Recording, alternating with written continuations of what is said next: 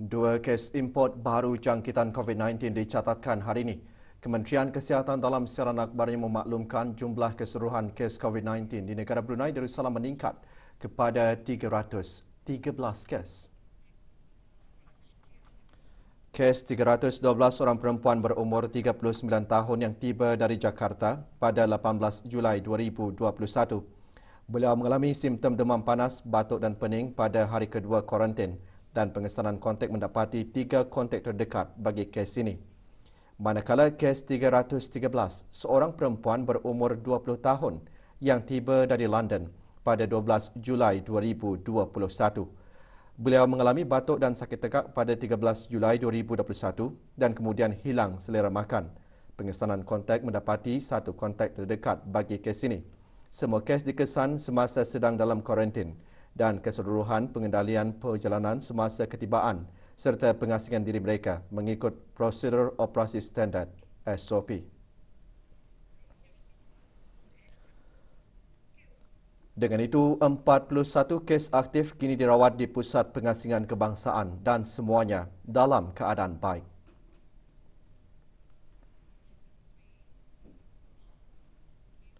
Kes terakhir jangkitan tempatan COVID-19 dilaporkan pada 6 Mei 2020. Manakala jumlah kes import sejak kes jangkitan terakhir tempatan dilaporkan sebanyak 172 kes.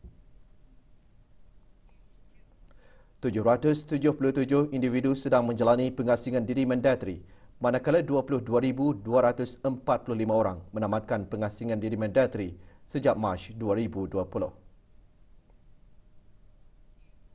457 ujian virus SARS-CoV-2 telah dilaksanakan, menjadikan jumlah keseluruhan ujian makmal dijalankan sejak Januari 2020 149,877 ujian. Maklumat lanjut dan perkembangan terkini layari laman sesawang Kementerian Kesihatan dan talian Kesihatan 148. Kementerian Kesihatan dalam siaran akhbarnya juga memaklumkan mengenai status vaksinasi COVID-19 yang dilaksanakan di negara ini pada 22 Julai 2021 seramai 3,533 orang. Jumlah penduduk yang menerima sekurang-kurangnya 1 dos vaksin seramai 119,200 orang, manakala jumlah penduduk yang telah menerima 2 dos vaksin seramai 22,243 orang. Dan warga emas yang menerima sekurang-kurangnya 1 dos vaksin seramai 20,083 orang. Negara-negara ahli ASEAN disaran agar bersama-sama mengukuhkan lagi inisiatif-inisiatif untuk membendung isu-isu COVID-19 di rantau ini melalui rangka kerja komprehensif pemulihan ASEAN, mempertingkatkan lagi usaha untuk memberi akses vaksin COVID-19 yang saksama kepada penduduk negara masing-masing, menangani isu maklumat palsu yang berhubung kait dengan COVID-19 dan menangani impak daripada COVID-19 termasuk kesan negatif kepada kesihatan mental.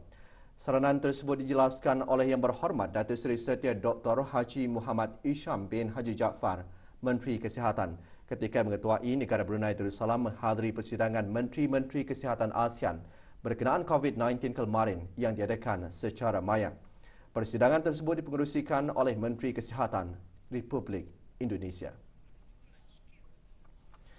Dalam sidang itu juga, Menteri-Menteri Kesihatan ASEAN telah meluluskan satu kenyataan bersama bersetuju untuk meneruskan kerjasama bagi mengukuhkan lagi usaha-usaha menangani pandemik COVID-19 melalui inisiatif-inisiatif di peringkat global dan serantau.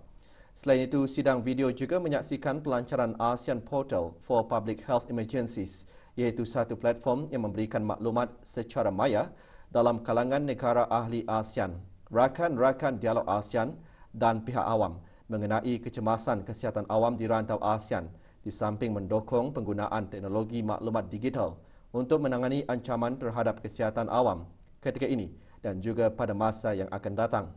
Sidang bertema Tindak Balas ASEAN terhadap COVID-19 selepas tahun merupakan peluang bagi Menteri-Menteri Kesihatan ASEAN untuk berbincang serta bertukar maklumat terkini mengenai program vaksin COVID-19 di negara masing-masing, varian-varian COVID-19 dan penubuhan protokol kesihatan ASEAN bagi mendukung pemulihan pasca COVID-19 di rantau ini. Juga menyertai sidang Awang Haji Maswadi bin Haji Mohsen, Setiausaha Tetap Kementerian Kesihatan. Majlis-majlis ibadah korban terus diadakan di negara ini. Perincian mengenainya dan bahan berita lainnya seketika nanti. Teruskan bersama berita perdana.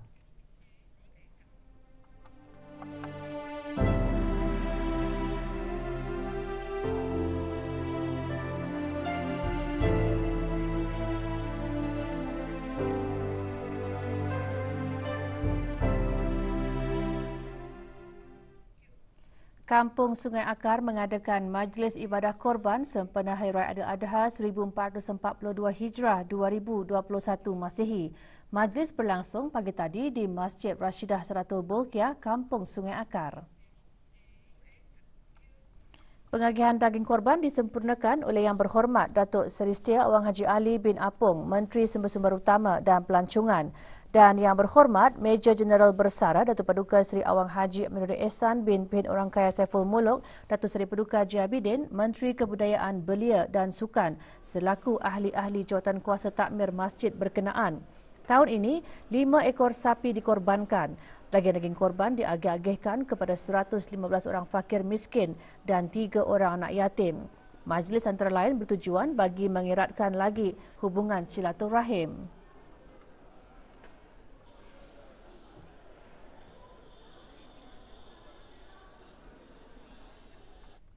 Majlis Ibadah Korban dan Akikah juga diungkayahkan oleh pelbagai pihak di negara ini.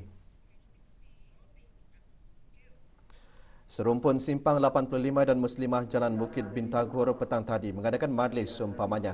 Pengagihan disampaikan oleh Yang Berhormat Pengiran Haji Muhammad bin Pengiran Haji Osman alias Osman, Ahli Majlis Mesyuarat Negara.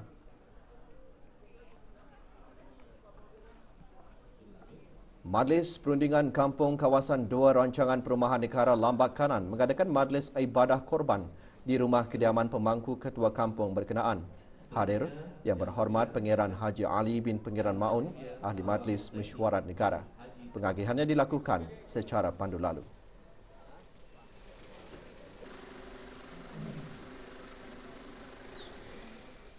Juga mengadakan majlis serupa Majlis Perundingan Kampung Sungai Bunga dan Pusat Aktiviti Pelancongan Seri Tanjung. Pengagihan daging korban disampaikan oleh Yang Berhormat Awang Naim bin Haji Kamis, Ahli Majlis Mesyuarat Negara. Sebanyak 5 ekor lembu dikorbankan. Awang Rafli bin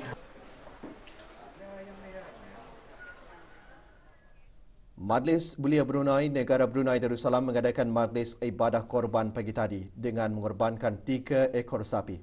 Pengagihannya disempurnakan oleh Yang Berhormat Dayang Karunisa binti Awang Haji Ashari, Ahli Majlis Mesyuarat Negara.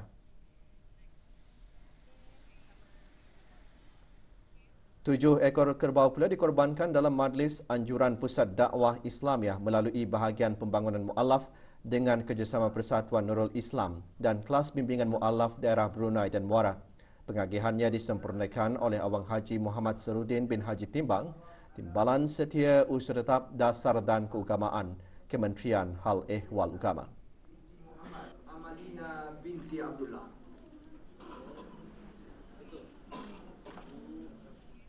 Di kawasan letak kereta Pejabat Unit Dakwah Daerah Tempurung, pengagihan daging korban dilakukan secara pandu lalu. Majlis ini dianjurkan oleh para pelajar kelas bimbingan mu'alaf Daerah Tempurung dengan kerjasama Pejabat Unit Dakwah Daerah Tempurung. Pengerusi Majlis Ibadah Korban bagi kelas tersebut seterusnya menjelaskan.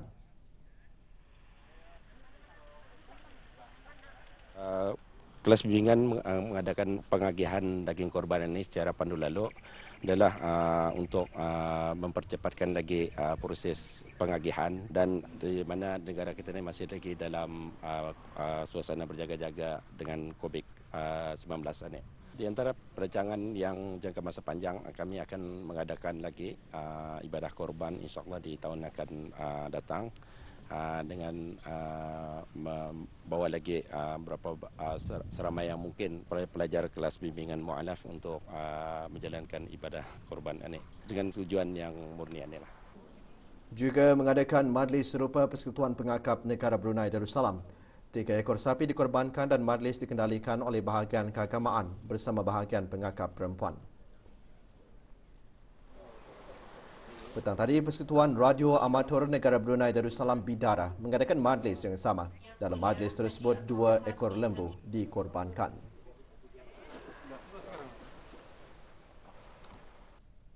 Perkhidmatan Kumpulan Bank Islam Brunei Darussalam BIBD kepada masyarakat dan negara antara yang ditumpukan semasa Mesyuarat Agung Tahunan 2021 Kumpulan Bank BIBD. Mesyuarat berlangsung petang tadi di Bandar Seri Begawan.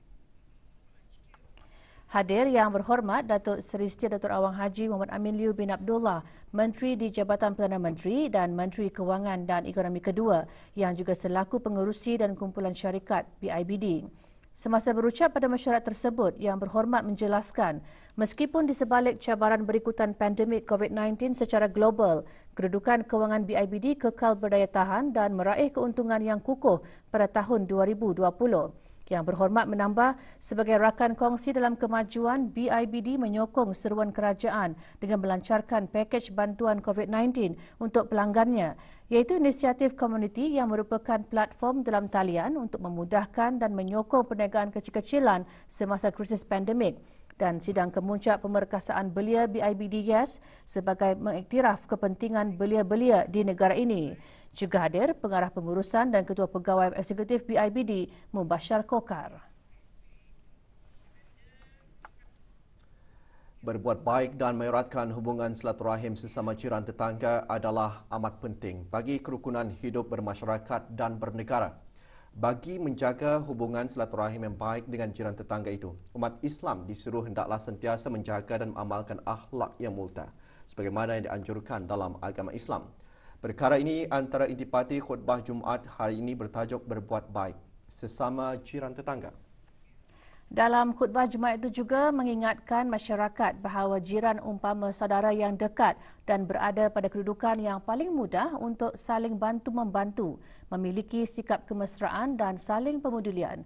Dengan mempunyai sikap demikian, kehidupan bermasyarakat bernegara lebih bersatu padu dan harmoni serta jauh dari sebarang persengketaan dan permusuhan.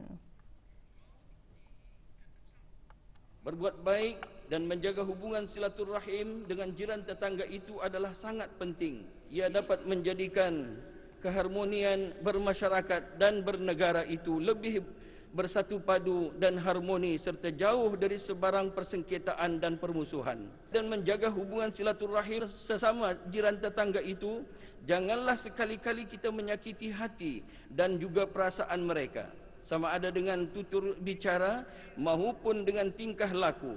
Ini termasuklah dalam perkara menjaga kebersihan di kawasan tempat kita tinggal dan kawasan kejiranan. Menjaga ketenteraman dan keharmonian hidup berjiran itu, kita hendaklah sentiasa peka dan amalkan sikap bertolak ansur dalam kehidupan berjiran.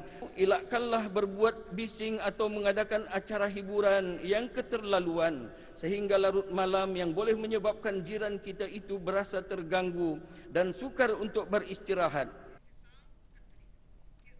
Acara-acara pentas yang diadakan setiap malam memeriahkan suasana perayaan sambutan ulang tahun Hari Keputeraan ke bawah Duli Yang Maha Mulia Paduka Seri Baginda Sultan dan Yang di-Pertuan Negara Brunei Darussalam ke-75. Di kawasan lapang berhadapan Hospital Pengiran Muda Mahkota, Pengiran Muda Haji Al-Muhtadi Billah, daerah Tutong, malam tadi diadakan persembahan Malam Kebudayaan Islam. Persembahan dikendalikan oleh Persatuan Ikatan Melayu Telisai, Primat. Antara yang hadir, Ahli Majlis Mesyuarat Negara dan Pemangku Penolong Pegawai Daerah Tutong.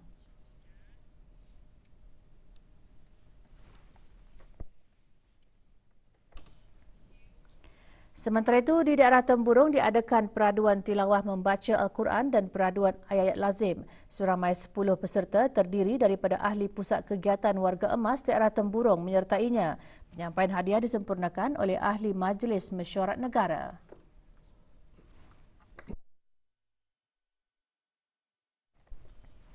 Di pentas perayaan, kawasan letak kereta berhadapan Muzium Alat Kebesaran Diraja di Ibu Negara. Pentas perayaan dimeriahkan dengan peringkat akhir pertandingan Tausyih Sekolah-Sekolah Rendah Senegara tahun 2021. Pertandingan disertai oleh para pelajar tahun 4 dan tahun 5 dari 6 buah sekolah. Pertandingan dianjurkan oleh Unit Rohani Jabatan Pendidikan Kurikulum Kementerian Pendidikan.